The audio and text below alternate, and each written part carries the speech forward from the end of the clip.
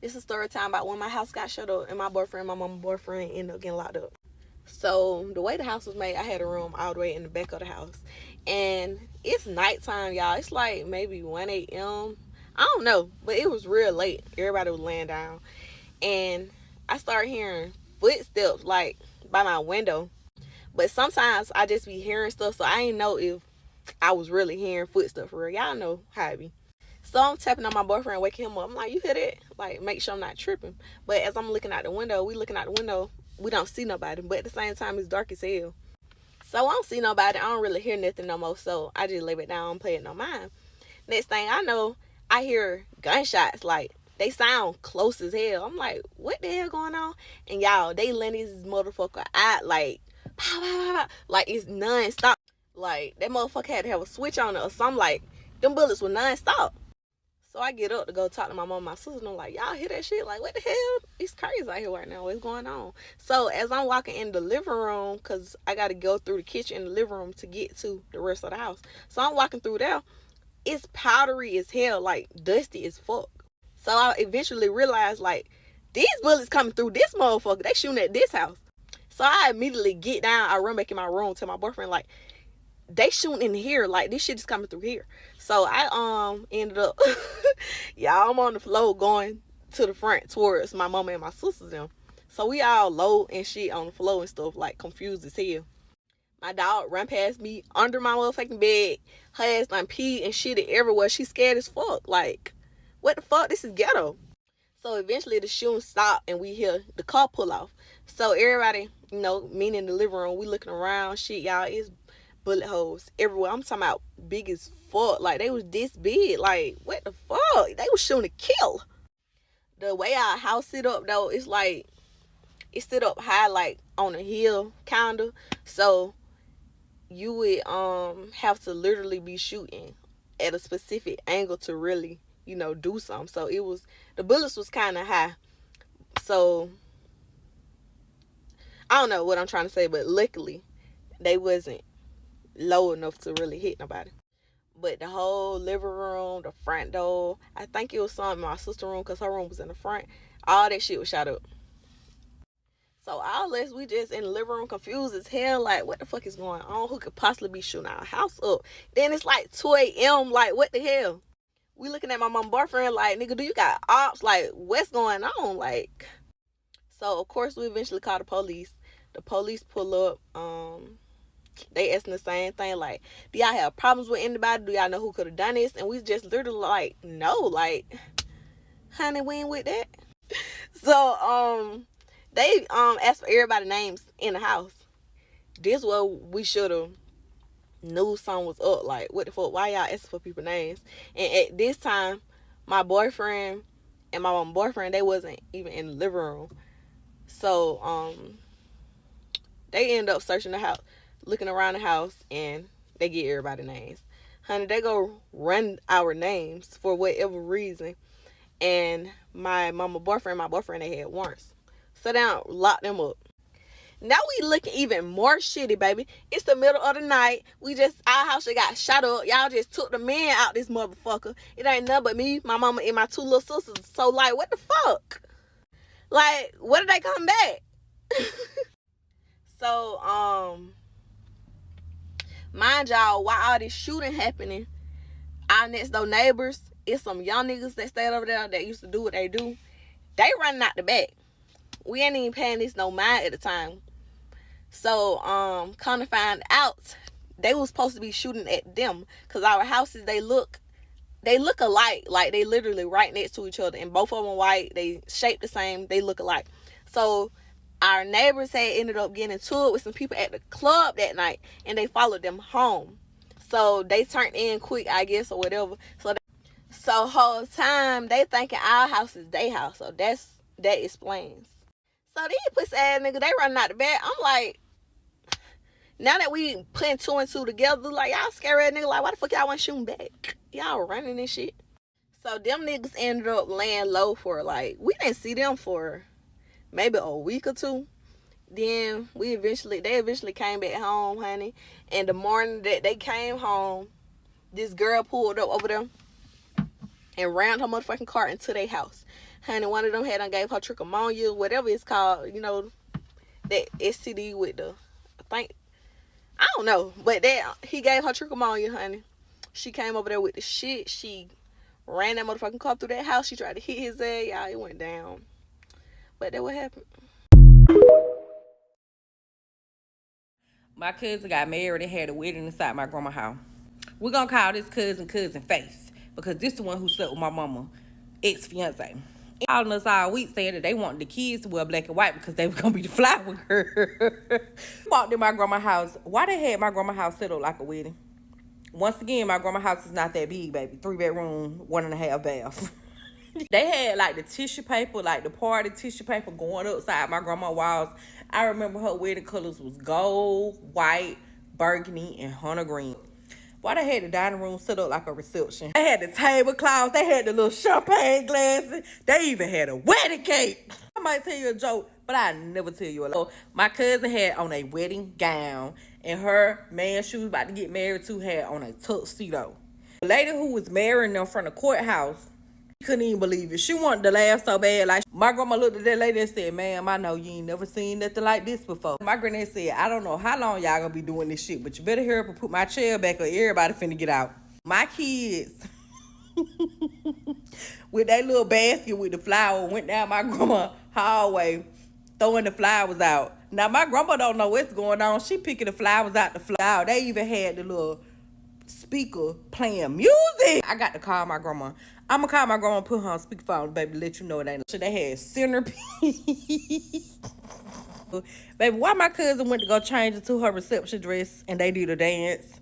After that, my granddaddy said, "Emma, clean this shit up and clean it up now." So while the reception was going on, they were dancing good. My grandma was cleaning up now. I'm gonna give a story time of my first fight I initiated, and I fucking got my ass beat. I lost that fight, but it showed character. It showed growth, and I'm gonna get into it. So growing up, I was always the youngest on the block. I'm talking about I was a 2-year-old, 3, 4, 5, 6-year-old toddler. Everybody else had to been 10, 11, 12 older than me on the block that I stayed on, right, type shit. So my next door neighbor name was Rika, and she was a couple of years older than me. And she always had girls and guys that come over her house. Like, her mama didn't really discriminate or care. She could have company over her house whenever she wanted to. So I stayed over there. I was the only child. Rika used to always have us running phase. And if you from the hood, then you know what that is. You could be friends with these bitches, but we finna run 15, 30, 45.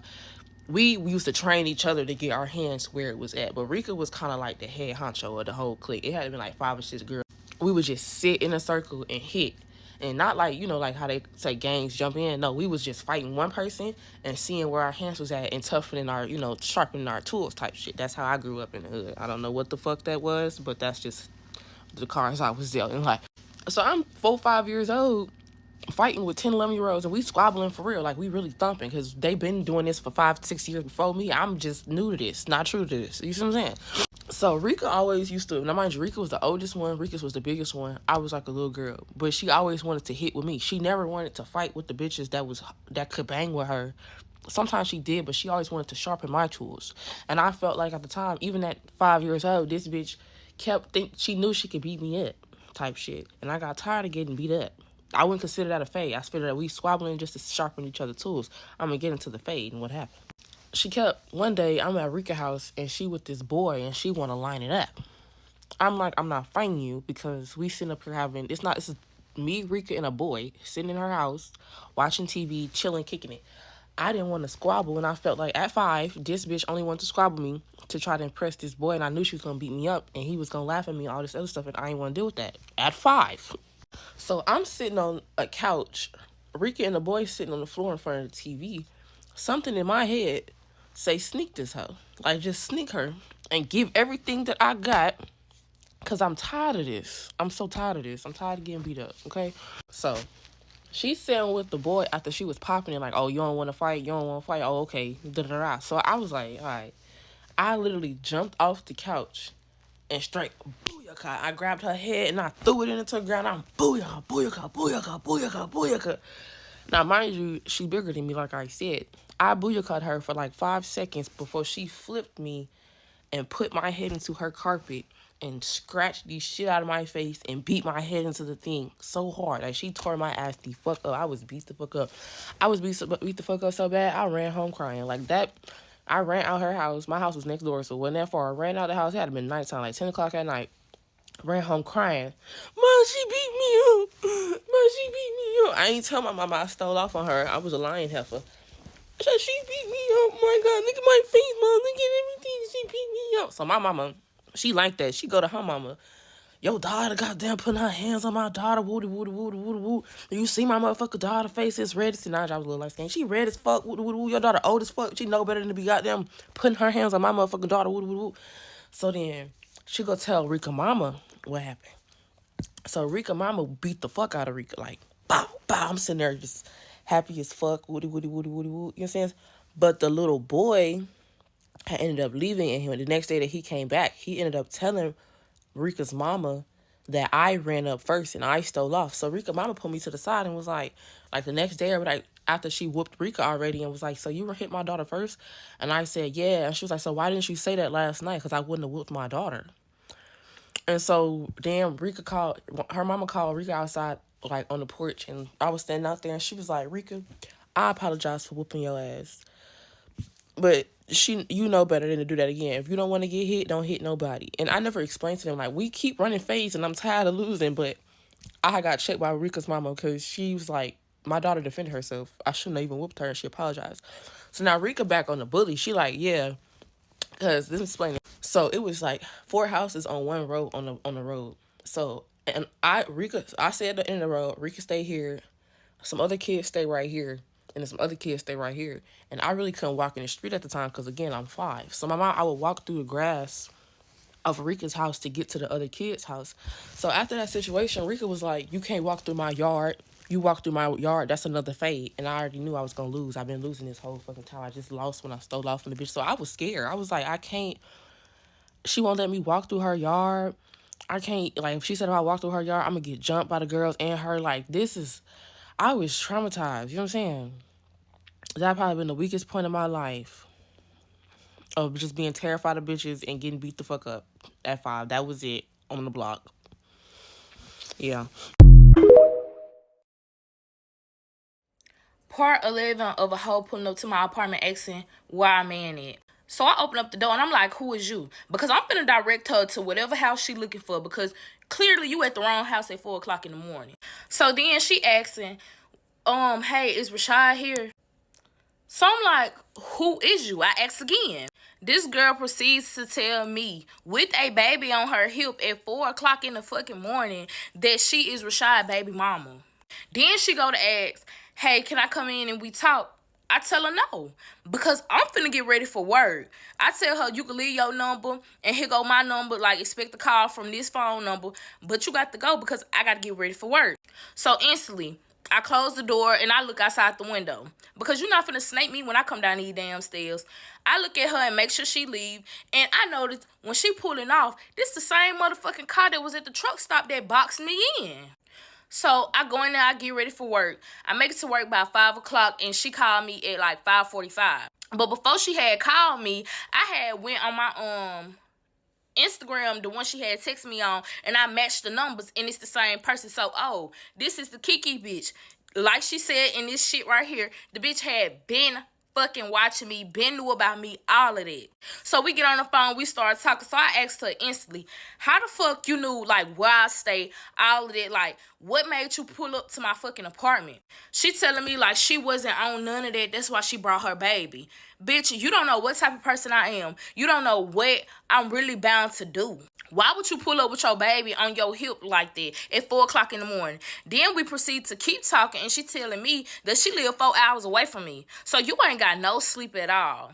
But anyways, don't mind all of that. Let's get into the conversation. So I continue to ask her questions, because you're not finna be the only one asking questions. I'm like, so you knew about us when you came to that truck stop and boxed me in. You knew about us then. And she was like, yes, I did. But I really wasn't on it. Like, I came off aggressive. I was like, you almost hit my shit. Like, what you mean you came off aggressive? You almost hit my shit trying to chase after your man.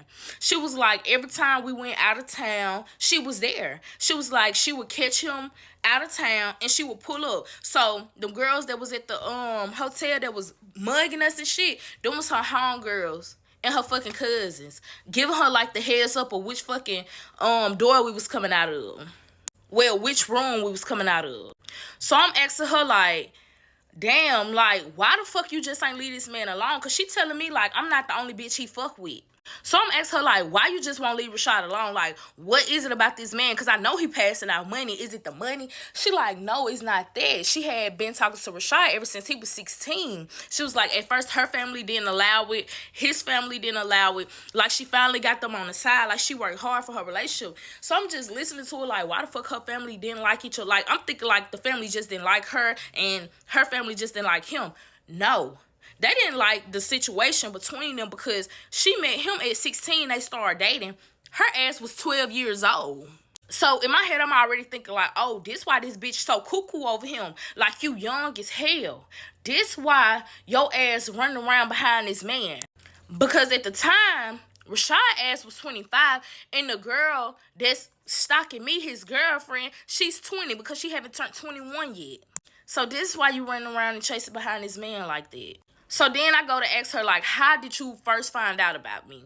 Like, what was it about me that you found out? Like, how you knew he was fucking with me? She goes to say, oh, you had text her one day, we was in a car, and your name had popped up, and instantly she had went to Facebook, and my name is Stina. It's not too many fucking Stinas. Like, let's just go and keep it a book, especially living, like, in Mississippi in our area. Right when I thought I had did some shit, yeah, I had just took my fucking number off Cash App. So I'm thinking the bitch that found me on Cash App before I took my number off. Nah, this hoe found me the easiest way possible. So I was like, oh, that's cool. She was like, she thought that me and him had stopped fucking around. I'm like, what you mean by that? She was like, every time he fucked with a new bitch, like, money would go missing from their account. They had shared banks accounts. So not just $500. He used to be tricking off so much that thousands used to go missing from their fucking account. So I'm just letting her keep talking. And she like, he also got his own personal account. She was like, money had stopped coming out of their shared account. So she went to go check his personal account because she got the information to that too. She was like, money still was missing out of his shit. Then at one point in time, money stopped flowing from his shit and her shit. So she thought we stopped fucking around. But me personally, ain't no man finna talk to me and he ain't dropping off shit. So I'm like, yeah, whatever. I don't know what you thinking, because he still was dropping that motherfucking Charlie off. Then we continue to fucking talk, y'all. This girl go to say she had got so desperate in finding out, like, who I was and finding out, like, if me and him really fuck off for real, she pulled up to my job. So y'all remember when I told y'all my coworker was telling me somebody had pulled up and was trying to look for me? It was that bitch. It was her. So at this point, I'm like, I got a fucking psychopath on my fucking hand. So I'm telling her, like, so you telling me you done pulled up to my job, you pulled up to my house, you used to always fucking stalk us whenever we go out of town. And y'all, she used to be hard my shit on fucking Instagram. Like, everything I post on my story, still to this day, y'all, she'll be the first one to watch it. She'll heart the shit. She'll comment under all the shit. So I'm telling her all of this. I'm like, bitch, like, what the fuck you really got going on? I was like, and did you even, like, was you out of town when we went to New Orleans to go meet his family? So she stopped me right there in my track. She like, what? You met his family when y'all went to New Orleans? And I tell her. And she putting a date together. She like, what? I was in New Orleans that same time. She like, hell no, ain't no way he was with you. He was with me. So I'm trying to figure it out, because, baby, he rode down there to New Orleans with me. And she like, yeah, we didn't get there at the same time. Like, he told me to come down there. And he told her that nighttime that he was going to be out with his boys, which he was somewhere laid up with me. So, y'all remember when I told y'all I had went to New Orleans with him, but I had left him to go see one of my old friends? Yeah, he was with his bitch and his family. So, we put that together. Then she started rewinding, like, did you just say you met his family? She like, ain't no way you met his family. Like, his mama made sure she stand on business with me. She made sure she always told me and the other, like, girlfriends and baby mamas and all that shit that she'll never play no, you know, house with a random ass bitch. So I'm looking like, well, I met her. Like, I guess she ain't too, but I ain't got no attitude with the girl, but I'm just like, I guess she ain't too faithful to y'all girlfriends. And she met me. And she welcomed me. So, y'all, this girl FaceTimed me. She like, you sure you met his mama? I'm like, I just called the woman by her fucking name. Because, y'all, I had said I had met the lady. And I said her name. And I was like, yes, I met her. And she like, damn, like, that's fucked up. Like, she basically saying that she finna fucking go off on the mama. The whole time we on FaceTime, y'all, her sister's in the background. So her sister like, what's wrong, Kiki? Like, what's wrong? Like, what's going on? She like, this bitch saying that she met, you know, Rashad mama and shit. So her sister like, I told you that bitch was fake as fuck, but she make sure she be putting down strong shit with us. Like, don't ever cheat on her son. Don't ever cheat on her son. Like, she'll never have a bitch around that, you know, she don't fuck with. So I'm just listening to her and her sister go back and forth because, like, bitch, you catching your nigga up, but bitch, you had me fucked up doing all that crazy ass shit with me. So she's still adamant on that I did not meet the mama. So she asked me like, you sure you met this bitch holding up like her iPad? Like, you sure you met her? And y'all, I'm looking at the picture. That looks shit like Rashad mama. So I'm like, no, that ain't the lady I met. So she like, who you met then? I'm like, she called him son. That was his mama. He was calling her mama. Like, let me go see, can I find a picture? So I tell her, like, I'm finna share my screen because I found the picture of the same lady that I met in New Orleans on his Facebook, and she calling him son even on it. So, boom, I share my screen and I show her. Y'all, this girl like, what the fuck? Money is the root of all evilness. These motherfuckers do anything for money. So I'm confused because, like, what the fuck are you talking about? This motherfucker goes to say, she telling her sister, like, look, bitch, look. So her sister's like, I told you. You told her what? Like, get it out. Because at this point now, the girl that I'm on the phone with, Kiki, she's crying. What the hell are you crying about?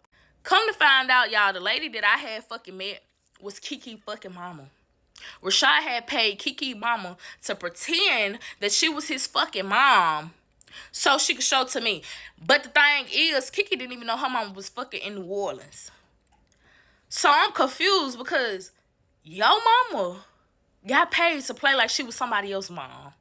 Your boyfriend, to be exact. Your child's fucking dad.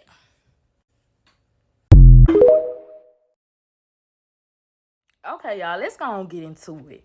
This gonna be the last and final part of the fucking story time, how a bitch pulled up to my apartment asking where our man is. So the last part I left off on is where I had found out that it wasn't even Rashad mama that I had met in New Orleans. It was the Kiki bitch mom that I met in New Orleans. So after we find that out, y'all, she is crying hysterically on the phone. So I just tell her like, hey, baby, I'm in the hospital. I can't be on the phone with you while you doing all of that. Because, y'all, people was coming around the corner to see, like, what the fuck was going on. Because they thought it was me. Because I told y'all we was on FaceTime. So, at this point, I haven't heard from Rashad for, like, a whole fucking week. So, in my head, I'm thinking, like, yeah, she done went home. She done started some shit with Rashad. And I haven't heard from him. So, at this point, my life go back to normal. I start hanging out with my friends more. And we start clubbing and shit like that. Bitch still keeping her lashes, her hair, nails, and all that done. And I'm still taking, like, pictures and posting it on my story. So, with me doing all of that, the Kiki bitch is still, like, the first one to watch. She's still, like, hearing my shit. She's still coming in, like, on my fucking story. Which I did not think was weird at that point in time. Because I feel like a bitch know a fine, real bitch when she see one. That's how I'm thinking. And also, Rashad will be, like, one of the people in my damn views, too. Because I had deleted Rashad on every fucking thing. Because at this point, you trying to play like you Hannah Montana. No, you're not Hannah Montana around this bitch. So, I had deleted him off everything. And still, he's still watching my shit. So, boom. Right when life gets fucking good, Rashad hit me with a text. And he sent me a picture of him on the beach. He telling me, like, damn, this supposed to be our life. Like, I wish you was here. Like, we didn't supposed to end like that. So, I'm finna text Rashad back a picture of me looking bad as a motherfucker. Like, bitch, life still go on. Like, bitch, I can do this with and without you. But I don't do that. Some just told me do not do that. So I sent back a question mark. So after I sent the question mark, don't y'all know this weird nigga since this. At this point, I don't know if it's him playing on my phone or is it the girlfriend texting this shit back. So you got to know, I'm blue as fuck. So all I did was heart the shit and left it at that. So at this point, I haven't heard from Rashad in like some months. Right when you think your fucking life is getting better, here go an ex wanna pop up. So I get a DM on Instagram saying like, hey, have you heard from Rashad? First off, you Rashad, cause I remember you. You don't know my Instagram, so I know Rashad had to send you over here to text me that. Instantly blocked. So not even a good 2 to 3 weeks, I get another motherfucking message on Instagram from his girlfriend this time, the Kiki girl. She asked me like, hey, have you talked to Rashad? And I'm telling her like, girl, what is it? I left your man alone because you told me that was your man. I left him alone. Like, why are you texting me? She like, I know you a bad bitch. And I know that Rashad gonna reach out because I know him. She telling me like, if Rashad reach out, do not talk to him. Girl, you ain't gotta tell me all that. I promise you, your man is safe with you. Like, I told y'all, I'm disgusted because he was 16 years old and that girl was 12. Like, no, it's nothing else I want with Rashad. Like, why are you texting me, calling me? Boom. The girl goes to say, well, I was just trying to reach out to see, have you talked to Rashad? Because Rashad is in jail and they doing their own investigation. And I'm like, what? What you mean he in jail? She was like, you remember when I told you that the money wasn't coming out of our account no more or his account? The money was coming from somebody else's account. So Rashad was stealing that money. Come to find out, Rashad was stealing from a big ass company. Y'all, the company that Rashad was stealing from, the man that he was stealing from, the man was like, Rashad could have took like a good 10,000, 5,000 from him every month. And he wouldn't even know the money was missing. He was like, Rashad and I guess it was a group of them was so fucking greedy that they was stealing like 100K, 200K. Like they was stealing so much fucking money that he had flagged his bank and said that it was fraud. And that's how he found out that Rashad them was stealing from him. So that's why Rashad them was stealing so much and it was going for so long because he didn't even know. He didn't even recognize. That's how much money that man make. So I'm telling her like, girl, I don't give a fuck about none of that. Get the fuck off my phone. Still haven't heard from Rashad. So at this point, life is going fucking good. Life is going good, y'all. I'm with my new man. And, you know, like, he's splurging. All of that. Boom. I get an unknown call. So let me go back and rewind. So when me and the girl had stopped talking, me and Kiki had stopped talking about, you know, the Rashad situation and about him in jail, I had went straight to my cousin. I was like, girl, let me tell you what the fuck. Like, Kiki just told me that Rashad's in jail. So I was like, do you think I should believe her? And my cousin was like, well, she don't know. But at the same time, I was telling her, like, this girl ain't got shit to lose. This girl been fucking with this nigga since she was 12 years old. Like, but bitches do be delusional. So my cousin was like, girl, all you need is to find out what jail he was in. Because my cousin had looked it up and she couldn't find it at all. So she was like, just find out which jail he in. And, you know, I can look it up from then. So, okay. Back on the part, I get an unknown call. Usually, I do not answer unknown calls. But this week, I was expecting an unknown call from somebody about a job. So I'm thinking it's a new job calling me. Whole time I answer the phone, it's like, this is the Department of Correctional Center. And they say the jail he in. And you know how the person's supposed to be saying their name? Like, it leave a little blank for them to say, hey, this is Rashad, and say his last name. This nigga ain't even saying his fucking name. He's talking to somebody in the background, and I know his fucking voice. So I answer the phone. And when I answer the phone, I'm on strong shit like, what the fuck you calling me for? Like, I heard you in jail for this and that and this. Like, your girlfriend told me. He like, whoa, whoa, whoa. He was like, we not finna discuss no business on the recording line. He was like, I'm gonna tell you, like, why I'm in here when I get what I need to, you know, call you. So basically, in words, he was telling me, like, he gonna get him a phone in jail and he gonna call me off that phone and tell me why he in there. So I'm telling him, like, you ain't got to call me back. You ain't got to ever call me. And I hang up the phone. Y'all had blocked the jail phone, y'all. This nigga still to this day be calling me off an unknown fucking number. Like, any fucking way. So I immediately get off the phone with him after I click that motherfucker over. And I call my cousin. I'm like, bitch, I found out what jail he in. Do your magic. So I get her the jail that he's in. And come to find out, yes, he was in jail for all of that shit. He was in jail for all of that shit that his girlfriend had said. So whole time, y'all, I used to send his mom, which probably wouldn't even his mom, cash out money so it wouldn't trail back to him. Y'all, and then it was so crazy because, like, he had started sending me money, so much money at one time that I had gave him my bank information so he could just drop the fucking money off. Yeah. Y'all, my love life is a damn joke.